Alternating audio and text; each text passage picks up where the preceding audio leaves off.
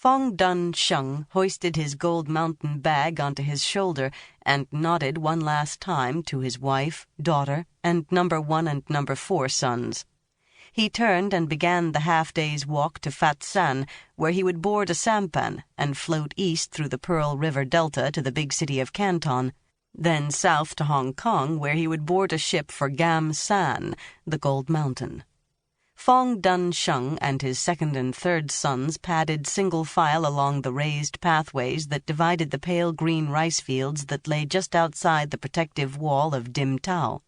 How long, he wondered, would it be before they returned home? Fong Sheng had heard of other men who had made their fortunes as Gold Mountain men. Defying the powerful ties of family tradition and the more tangible threats by the Dowager Empress of death by decapitation for leaving China, many men had gone looking for gold. It was said of Gamsan that a man could find pieces of gold as large as a firstborn son lying openly on the ground for anyone to pick up and keep. Now people talked about this railroad and jobs to be had for any man who was willing to work hard. In his village, the men guessed that even if you couldn't save 1,000 American dollars, you would make at least 800. Fong Sheng shifted the weight of his basket from his right shoulder to his left. He was lucky. He was being given a free trip to the Gold Mountain, and he and his sons had already been promised jobs. These had been harsh years for his family. Dim Tao was a poor village, and this branch of the Fong family was one of the poorest. Fong Sheng didn't own land, not even one miserable mu, in a time when the whole world knew that at least 3 mu were required to sustain a single life. He couldn't rent land, for he was too poor even to buy rice seed. He was an herbalist, trained in an art many thousands of years old. From his father he had learned that the most important thing in the universe was qi, the essential life force, and that the balancing of qi was imperative to maintaining good health. He had learned to envision the human body as a universe containing the 5 elements: wood, fire, earth, metal, and water, and that each of these elements governed a corresponding organ: liver, heart, spleen, lungs, or kidneys. If any of the 6 essences, wind, cold, summer heat, dampness, dryness, or fire, became overbalanced, then a body would weaken and fall prey to disease and illness. He had learned all this from his father, and in these past years Fong Sheng had been teaching his sons. Fong Sheng was a traveling man who, with his older sons, wandered from village to village throughout the countryside. On good days, villagers clustered around as his sons beat gongs to announce their arrival. Then they laid out mats and blankets on the rough dirt outside a family association house, inside of which the births and deaths of all of a village's ancestors were carved into stone and mounted on cool walls.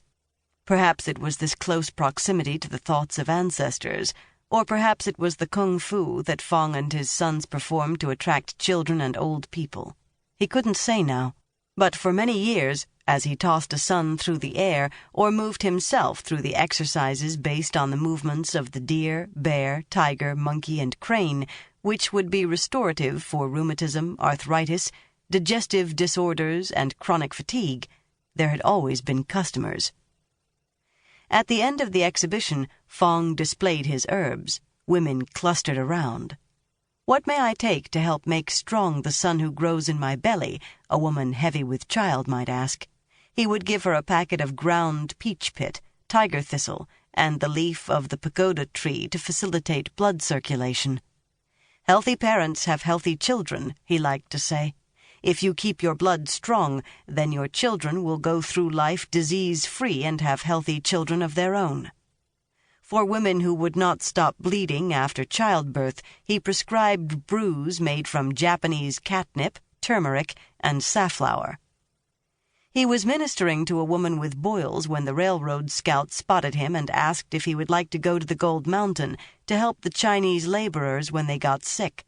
"The coolies don't trust our Western doctors," the foreign devil rattled off in tones that Fong could not understand, but which were translated for him by a Chinese helper. Fong was told that the railroad company would pay for his passage, his herbs, and his knowledge. He didn't have to consider this proposal very long. He knew what his life had been like in the last few years. As his family had grown, as his sons had asked for wives but could not afford to pay the bride price for a proper wife, or even to buy an unwanted girl as a concubine from a family even more desperate than his own, Fong's business had become more difficult and customers harder to find. Some of the reasons for this he knew from gossip, but how could a grown man trust gossip? Fong Dun Sheng was an unimportant man who could neither read nor write, so he had to trust gossip, and what he saw with his own eyes.